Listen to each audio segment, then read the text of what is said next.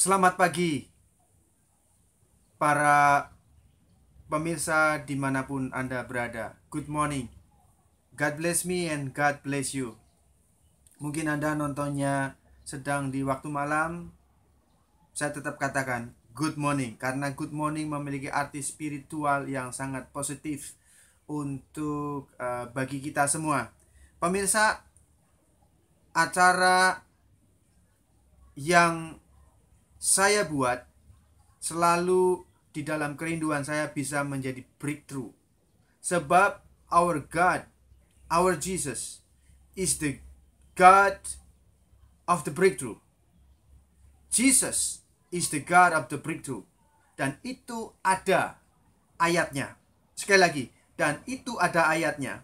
Pemirsa ketahuilah, pada setiap waktu Anda menonton video ini dan Anda menaruh dislike,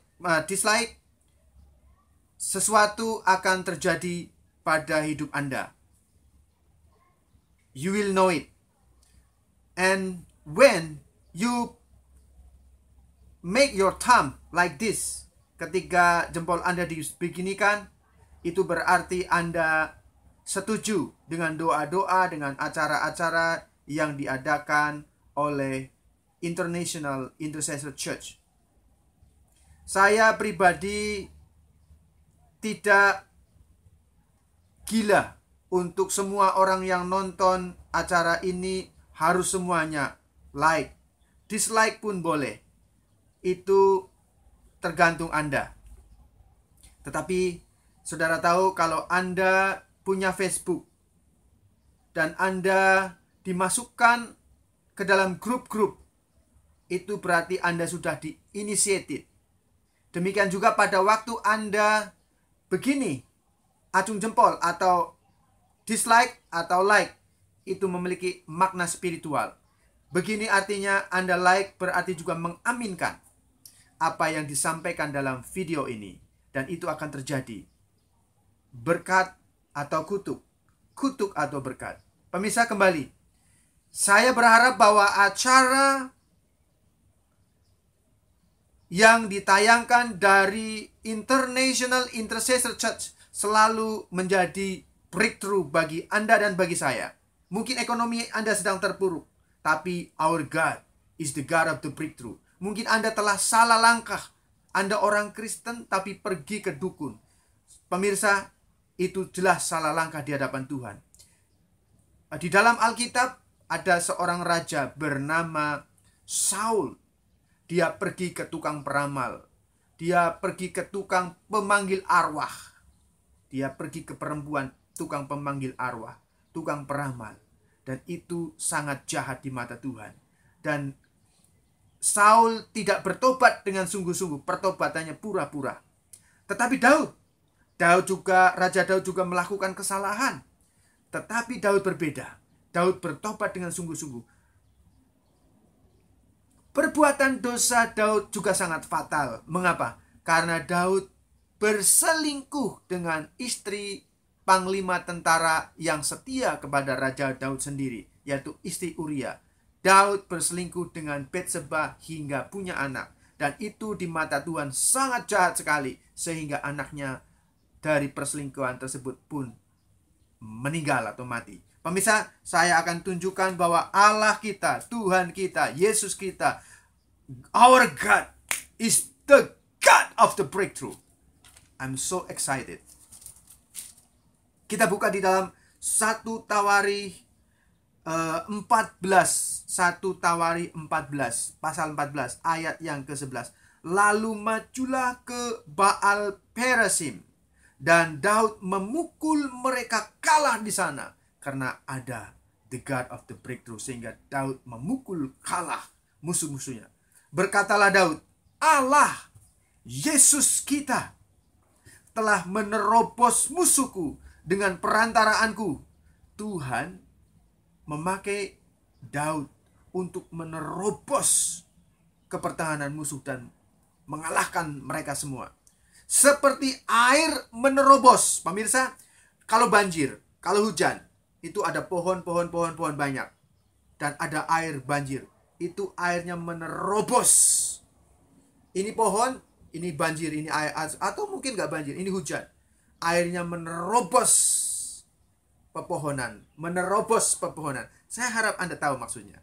Jadi menerobos, tidak bisa di stop, menerobos. Demikian juga our God is the God of the breakthrough. Tuhan penerobos. Jesus Christ, His name. Sebab Allah telah menerobos musuhku dengan perantaraan seperti air menerobos. Tidak bisa dibendung. Pemirsa, sebab itu orang menamakan tempat itu Baal Perasim. Pemirsa, kembali ke masalah topik yang hendak saya sampaikan. Bolehkah orang Kristen pergi ke tukang peramal, pemanggil arwah, dukun? Saya tahu pada saat saya membuat video ini, iblis tidak suka. Tapi aku tuh bungkus diriku dengan darah Yesus. Aku tuh bungkus properti, bisnis, pelayanan, gereja yang Tuhan percayakan. Demikian juga semua pemirsa dan keluarga pemirsa. Properti, bisnis, pelayanan, semuanya kami tutup bungkus dengan darah Yesus. Pemirsa, kita akan buka di dalam 1 Tawarikh 28, pasal 28 ayat 8 dan 9. Maka sekarang di depan mata seluruh Israel jemaah Tuhan, dan dengan didengar Allah kita, aku berkata kepadamu. Ini Daud sedang berkata kepada Salomo anaknya, Sulaiman kalau di dalam bahasa yang lain. Peliharalah dan tuntutlah segala perintah Tuhan Allahmu, supaya kamu tetap menduduki negeri yang baik ini dan mewariskannya sampai selama-lamanya kepada anak-anakmu yang kemudian. Pemirsa, Tuhan minta kepada Anda dan kepada saya, yaitu untuk memelihara perintah Tuhan. Memelihara maksudnya tidak hanya memelihara, tapi juga melakukan. Read, do. Listen, do. Get the instruction from God, do. Ada banyak para murid di sekolah-sekolah Alkitab. Mereka bertahun-tahun belajar Alkitab. Tetapi jika mereka hanya belajar tanpa mempraktekkan. Jesus said, go. Jesus said, go and make disciples, baptize them in the name of the Father, the Son, and the Holy Spirit. And lo, I am with you always. Yesus berfirman, pergi jadikanlah semua bangsa menjadi muridmu. Tapi tidak dilakukan ini. Anda membaca, Anda tahu, tapi tidak dilakukan. Itu sama saja Anda menipu diri sendiri. Sebab yang Tuhan mau, read and do. Listen and do. Tuhan masih berbicara sampai sekarang. Jika Tuhan berbicara, lakukan apa yang Dia mau. Tuhan pasti akan memberkati Anda dan saya. Jadi kita harus memelihara perintah Tuhan. Dan tuntutlah segala perintah Tuhan Allahmu. Tuntutlah bukan berarti kayak kita menuntut seseorang. Aku tuntut kamu. Kamu sudah begini. Bukan. Tuntutlah maksudnya adalah carilah. Seperti orang mencari dalam pepatah kata. Carilah ilmu setinggi-tinggi langit. Carilah ilmu sampai ke negeri Cina. Ada pepatah demikian. Maksudnya mencari kehendak Tuhan.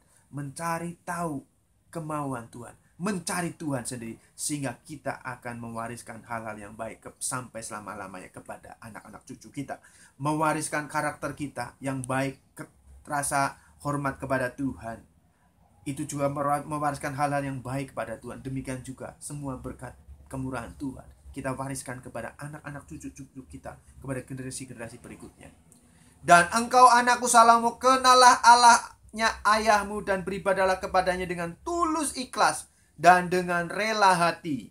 Sebab Tuhan menyelidiki segala hati. Ini perhatikan. Bedanya Saul dan Daud. Saul dilihat oleh Tuhan, hatinya tidak sungguh-sungguh bertobat.